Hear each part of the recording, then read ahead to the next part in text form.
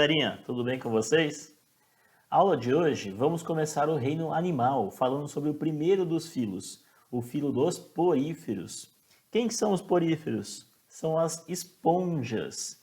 Eu falei esponja, não Bob Esponja. Apesar que ele também é um representante aí desse filo.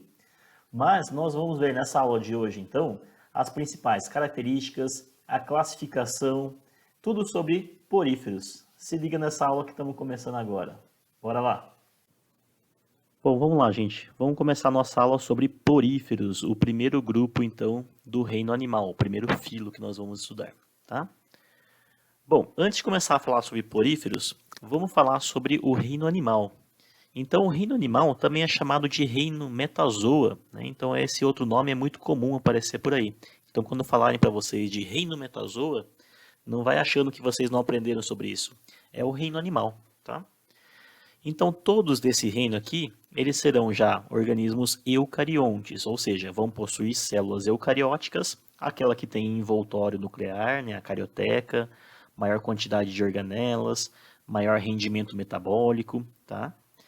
Eles serão todos pluricelulares, então o corpo desses indivíduos aqui, né, desses animais, vão ser todos formando já, né, estruturas de tecidos, né, de órgãos, com exceção desse primeiro grupo dos poríferos, tá? Já começo falando que é uma exceção.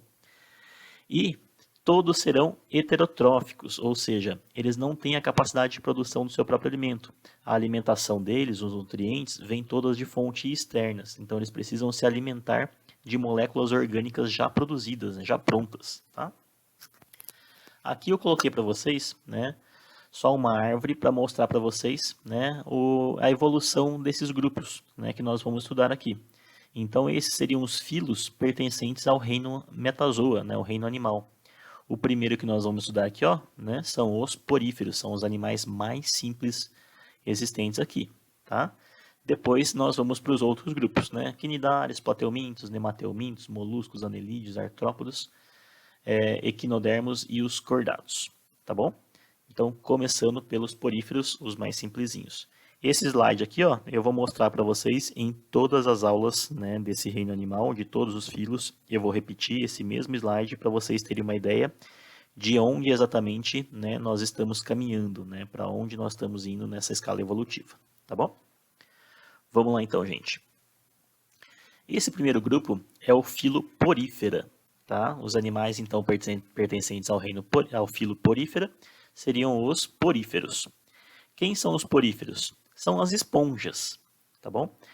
Essas esponjas, então, né, elas são todas aquáticas. Elas podem ser tanto de água doce quanto de água salgada, tá? Então, elas existem nos dois ambientes, dulcícolas e marinhos, embora a quantidade de espécies marinhas seja muito maior do que as quantidades de espécies dulcícolas, tá bom? Bom, eu falei para vocês que elas são exceções aqui, né? Então já começamos a falar de coisas, de características, né, que tornam eles exceções a todos os outros animais.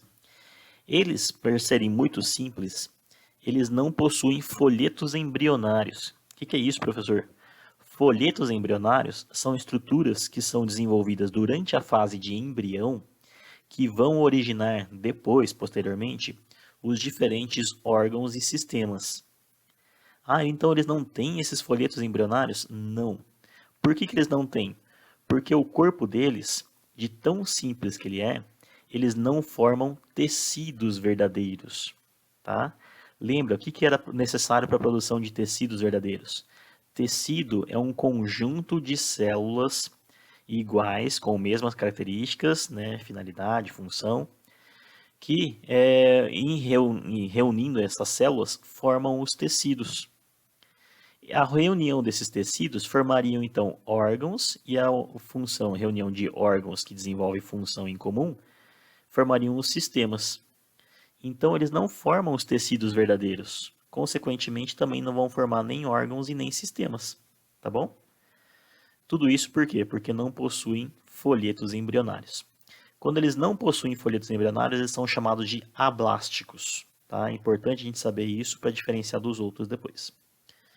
Bom, eles possuem simetria radial, ou então, né, podem ser também assimétricos. O que é simetria radial?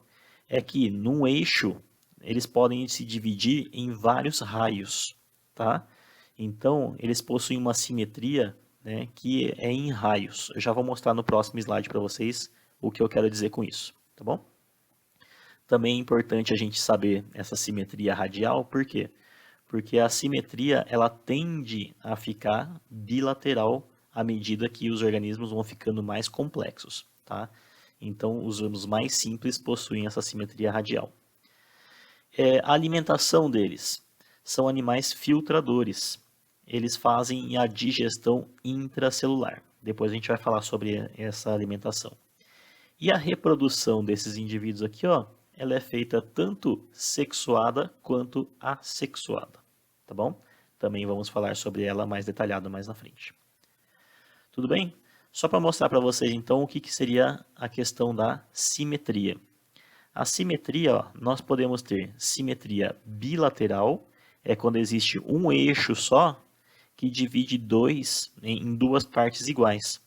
Não tem nenhum outro eixo que a gente possa fazer a divisão aqui, ó, que vamos originar partes iguais. Somente esse único aqui, tá? Se eu dividir ela aqui, ó, na horizontal, vai ficar uma parte diferente da outra, tá? Então, só existe esse eixo. Como divide em duas partes iguais somente, a simetria é bilateral. E se nós tivermos, né, vários eixos aqui, ó, né, de divisão, formando raios, tá? Então, nós temos uma simetria do tipo radial. E se nós não conseguimos traçar nenhum eixo que divide, né, esse animal em partes iguais, nós chamamos eles de assimétricos, tá bom? No caso dos poríferos, nós temos esse eixo aqui em cima, ó, que nós dividimos eles em vários, né, em vários raios aqui, ó. Então, essa simetria de poríferos, ela possui uma simetria radial, embora alguns poríferos possuem assimetria, tá? Tudo bem, gente? Bom, vamos em frente então. Como que seria a estrutura dos poríferos? Tá? A estrutura dos poríferos, né, eu falei para vocês que eles são organismos, são animais extremamente simples e não formam tecidos verdadeiros. Tá? Então, eles possuem alguns tipos de células e elas não formam estruturas únicas, elas formam, né, uma confusão de células ali. São todas elas misturadas ali dentro. Então, elas ficam meio que bagunçadas em termos, né? Mas cada célula possui uma função específica, né, para esse organismo, fazendo, né, com que ele consiga, então, uma independência de outros seres vivos. Bom, vamos lá. A primeira célula, e talvez a mais importante, né, que a gente tem que saber, são os coanócitos. O que são essas coanócitos? São essas célulazinhas aqui, ó, que elas têm um formatinho, né, de arredondado na ponta, com um pescoço em forma de funil e uma estrutura de batimento, tá? Que ela faz um batimento da água ali, tá? Esses coanócitos, ele tem uma função, né, importantíssima que é capturar e digerir o alimento. Eles ficam, aqui é o desenho de uma esponja aqui, ó. Eles ficam voltados todos para essa cavidade interna, chamada de espongiocele. Então, todos eles estão aqui, ó, tá? E essa estruturazinha aqui, ó, esse flagelinho, ele fica voltado para a parte da espongiocele e o batimento deles promove a movimentação da água aqui dentro, tá bom? Ele consegue, então, capturar o alimento e ele vai fazer a digestão, tá bom? Nós temos os amebócitos. Pelo nome amebócitos, né, lembra ameba. É justamente porque ele possui, né, olha o amebócito aqui, ó. Ele possui uma movimentação semelhante à das amebas, com emissão de pseudópodes ali, né? Ele vai se locomovendo aqui. A função desses amebócitos, eles possuem várias funções, tá? Mas duas funções importantes aqui é fazer a distribuição dos nutrientes, então, que o coanócito faz a digestão, tá? Ele capta esses nutrientes, ele também digere um pouco, né? Ele termina a digestão aqui também nele. E ele faz a distribuição desses nutrientes ao longo de todo, né, o corpo do porífero, tá? E os amebócitos, eles também atuam, né, se diferenciando em outros tipos de células. Eles podem se diferenciar em vários tipos de células. Mas talvez, né, Uma função importante a ser destacada é quando eles se formam, eles se modificam formando gametas. Tá? Então, os amebócitos eles se diferenciam formando gametas, ou seja, são importantíssimos no processo de reprodução sexuada. Tá bom? Nós temos outra célula, agora meio achatadinha, chamada de pinacócitos. Tá? Esses pinacócitos são estruturas achatadas, parecendo quadros, né? Por isso que vem o nome de pinacócitos, né? Em formato de quadro. Esses pinacócitos eles têm a função de revestir externamente o corpo dessas esponjas. Então, eles formam um revestimento externo, né, do corpo. Nós temos os porócitos, pelo nome poro, né, são células que formam os poros. São esses buraquinhos aqui, ó, por onde vai entrar a água para dentro do corpo desses animais. Tá? Eles formam poros no corpo deles aqui, tá bom? E nós temos as espículas, que não são células, mas elas são produzidas por células. Tá? Essas espículas são estruturas formadas por minerais que têm como função fazer a proteção do corpo e também fazer a sustentação do corpo. Eles não têm um esqueleto formado por ossos aqui, né? Mas eles se mantêm através da formação dessas espículas. Tá? Essas espículas, então, ó, elas estão como tem vários formatos diferentes. Tá? São como se fossem agulhas, né, que ficam colocadas dentro do corpo desse animal aqui, ó, que dão sustentação ao corpo dele. Tá bom? Então, essas são as principais células e estruturas que compõem o corpo desses animais. Tá? Coanócitos, amebócitos, pinacócitos, porócitos e espículas. Como que a água circula dentro do corpo desses animais? Quando eu sempre faço essa ilustração no quadro e coloco, né, que tem uma abertura aqui em cima, tá, chamada de ósculo. Ósculo quer dizer boca. Tá? Todo mundo acha que a água entra por aqui. Fala, então a água entra por aqui e sai pelos poros. Mas na verdade não. Na verdade é exatamente ao contrário. A água ela entra pelos poros, circula dentro da espongiocele, ou então átrio, né? Espongiocele ou átrio, e ela sai pela abertura do ósculo. Tá? Então ela entra por poros, sai pelo ósculo. Nesse processo em que a água entra e ela circula aqui por dentro, é que os coanócitos aqui dentro, ó, eles vão capturar esses alimentos presentes aqui nessa água, e aí ela elimina depois o restante da água pelo ósculo. Tá? Então, esse é o correto fluxo da água no corpo desses animais. Entra por poros, sai pelo ósculo. Tá bom? Bom, continuando. Aqui nós temos, eu coloquei aqui, ó, entre aspas, classificação, né, mas na verdade é a estrutura corporal desses animais. Por que eu coloquei entre aspas classificação? Porque tem muitos materiais didáticos por aí que chamam de classificação das esponjas. Esponjas do tipo Ascon, esponjas do tipo Sicon e esponjas do tipo Leucon. Tá? Mas esse aqui não é um sistema de classificação deles. São somente tipos de esponjas conforme a estrutura do corpo deles. Como que elas são então? Elas são as esponjas mais simples, são elas do tipo Ascon. Por quê? Porque a água ela entra, olha só o tamanho que é, né, a parede aqui da esponja. Ele é fininho, tá? Bem fininho. E a cavidade do átrio acaba sendo grande. Então, quando a água ela entra pelo poro, ela tem somente essa cavidade aqui, ó, em contato da água com os coanócitos que vão fazer a captura do alimento.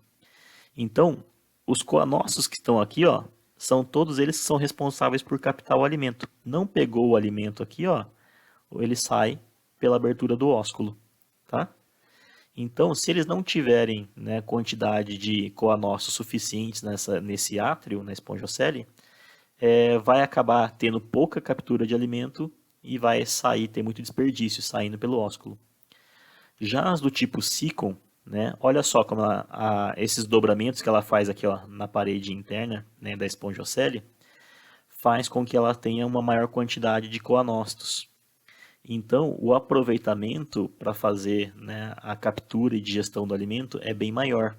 Então evita o desperdício e sai bem menos partículas de matéria orgânica aqui, tá?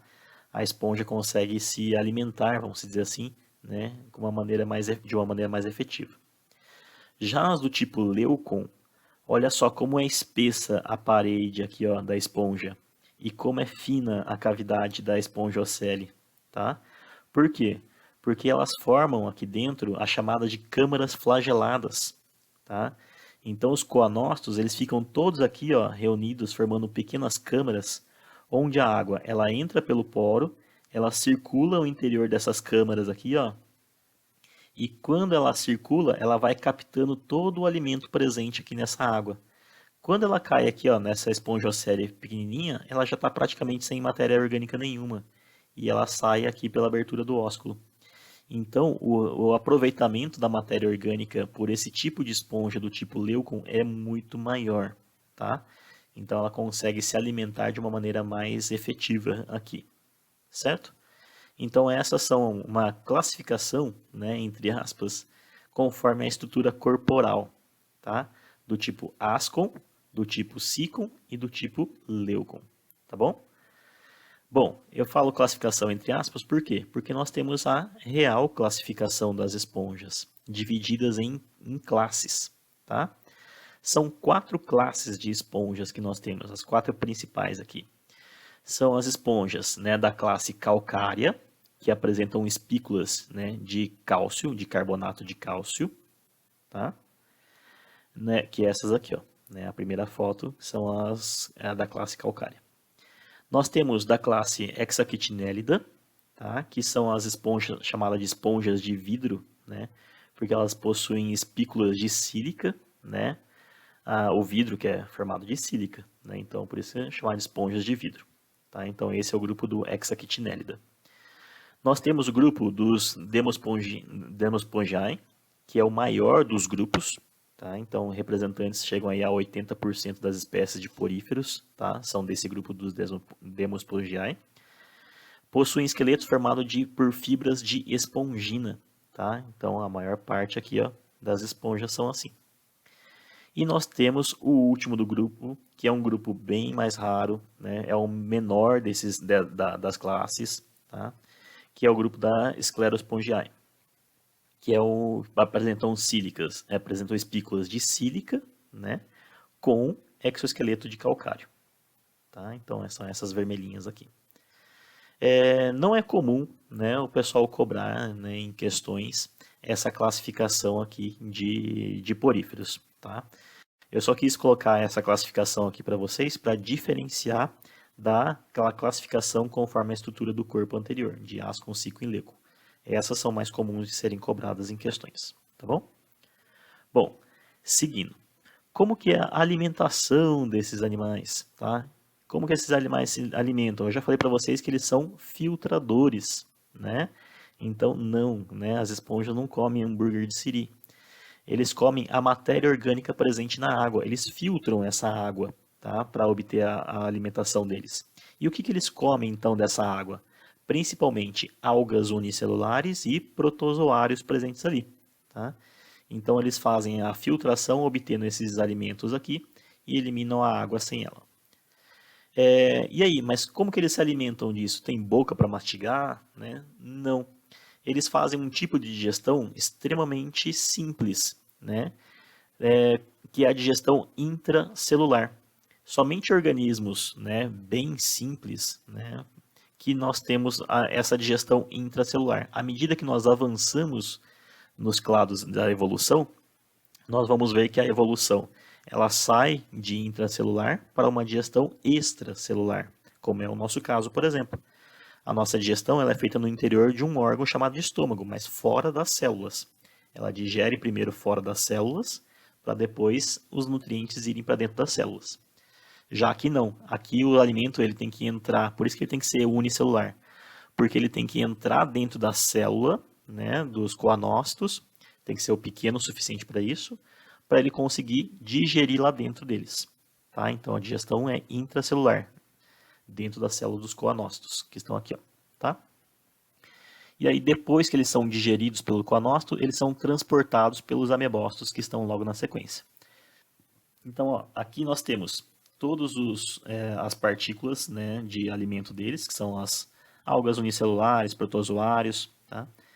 E aí, quando eles são captados aqui, ó, pelo coanócito, eles entram, né, o batimento desse flagelo promove a movimentação da água, eles entram aqui dentro desse funilzinho, né, do colarinho. Aí aqui dentro eles formam os vacúolos digestivos, tá? Essas partículas entram dentro desses vacúolos, sofrem a digestão e são passados aqui para os amebócitos. Aí os nutrientes aqui dos amebócitos, eles transportam para as demais células do corpo do porífero, tá? Então assim ocorre a alimentação desses animais aqui. Como que seria a respiração e a excreção desses animais? Tanto a respiração quanto a excreção, como eles não têm estruturas, não têm tecidos, não formam órgãos, não formam sistemas, então tanto a captação de oxigênio quanto a eliminação de substâncias, resíduos produzidos, cada célula vai ser responsável por fazer a sua própria eliminação. E como que eles fazem isso? Através do processo simples de difusão, tá? Então, é por difusão que cada célula vai captar o oxigênio e cada célula vai eliminar suas excretas. Então eu pus para vocês aqui, ó, definição só para vocês não esquecerem do que é difusão, tá? É um processo em que as substâncias são transportadas de uma região conforme a sua concentração, da menos concentrada para a mais concentrada, tá? Bom, continuando. Reprodução. Como que esses animais se reproduzem? A reprodução agora de poríferos, tá? Ela pode ser de duas formas, assexuada e sexuada, sendo que a assexuada ela se divide ainda em mais 3 subtipos. Então a assexuada ela pode ser por brotamento, por regeneração, por gemulação. E a sexuada é através de troca de gametas. Então vocês sabem muito bem, né, qual que seria a vantagem e desvantagem das reproduções sexuada e assexuada, tá? Vantagem da assexuada, ela é uma reprodução que gasta menos energia e é mais rápida, e a desvantagem é que não possui variabilidade genética. A sexuada é um tipo de reprodução que traz como desvantagem maior gasto energético e é mais demorada, só que como vantagem é o que? Maior variabilidade genética, tá? Bom, vamos lá. Brotamento, né, é o primeiro tipo de divisão assexuada. Simplesmente ela começa, a esponja, ela começa a produzir uma cópia dela aqui, ó, um brotinho. Esse broto, ele cresce ao ponto de se destacar, né, dessa esponja. Ela cai aqui ao lado, se fixa no solo e começa a se desenvolver, formando uma outra esponja, geneticamente igual à esponja mãe que deu origem a ele. Então é uma reprodução assexuada. Como ela é geneticamente igual, então não possui variabilidade genética. Apresenta pouca dispersão, porque o broto ele não vai parar longe, ele vai cair aqui ao lado, né? Então ele vai crescer ao lado. E ela ocorre espontaneamente, tá? Então ela reproduz através de brotamento quando ela achar necessário, tá? Já a regeneração é um outro tipo de reprodução assexuada, portanto também não vai apresentar variabilidade genética. Só que diferente, né, do brotamento, ela não é espontâneo, tá? Então a esponja não se regenera quando ela quiser, ela se regenera quando for necessário. Por quê? Quando vem algum animal e bate nela e quebra, ou quando vem, né, por acidente, ou quando vem propositalmente uma tartaruga e, né, abocanha um pedaço dela, tá? E aí ela consegue se regenerar. O poder de regeneração dela é tão grande, devido à simplicidade do corpo dela, né, quanto mais simples, maior é a regeneração, que tem um experimento, né, que pode pegar uma esponja dessa daqui, picar ela, quebrar, amassar, né, em vários pedacinhos aqui, triturar, realmente triturar, né, essa esponja, e colocar ela, né, num cantinho que ela começa a se reorganizar e formar várias outras esponjinhas, tá? E aí ela cresce e forma várias esponjas aqui. Isso então devido à simplicidade desse organismo, tá? Então as células não formando órgãos, não formando tecidos, né? Então elas podem se regenerar tranquilamente. Tudo bem? E a terceira reprodução assexuada é a do tipo gemulação, tá? Então também é assexuada, então também não tem variabilidade genética. Ao contrário das outras, ela apresenta aqui uma alta dispersão, tá? Então elas podem ir para longe, né? Uma esponja mãe aqui pode dar origem a outra a vários metros de distância. O que é essa gemulação? São estruturas de resistência, tá? Quando o meio ambiente está desfavorável a elas. Essas esponjas que reproduzem por gemulação são muito comuns nas esponjas de água doce, em que nós temos épocas de cheia, né, e épocas cheias do rio e épocas de seca, tá? Nas épocas de seca, muitas esponjas acabam ficando, né, fora da água. Como elas iriam ressecar e morrer, para não acontecer isso, elas produzem essa gêmula. O que é essa gêmula? No interior dessa gêmula aqui, ó, nós temos vários amebócitos, tá? Também é chamado de arqueócitos, tá? Os amebócitos ficam aqui no meio e eles, eu falei para vocês que têm a capacidade de gerar, né, outras células, né? Elas se diferenciam em outras células. Então, como se fossem células germinativas, como se fossem células tronco aqui, né, no meio. E elas ficam cercadas por espículas, tá? Isso aqui é uma gêmula. Então, quando a esponja começa a perceber que ela está começando a ficar um ambiente desfavorável para ela, ela começa a produzir essas gêmulas aqui. E aí elas liberam essas gêmulas para a água, tá? Quando esse ambiente ele resseca ou fica desfavorável para ele, essas gêmulas conseguem resistir por um longo período de tempo. E aí, quando o ambiente volta a ficar favorável para elas, elas liberam esses arqueócitos aqui dentro e dão a formação de uma nova esponja, tá? Então, elas formam isso quando? Ela é espontânea, porque forma quando precisa, mas ela forma então quando precisa, quando o ambiente é desfavorável para essa esponja, tá bom?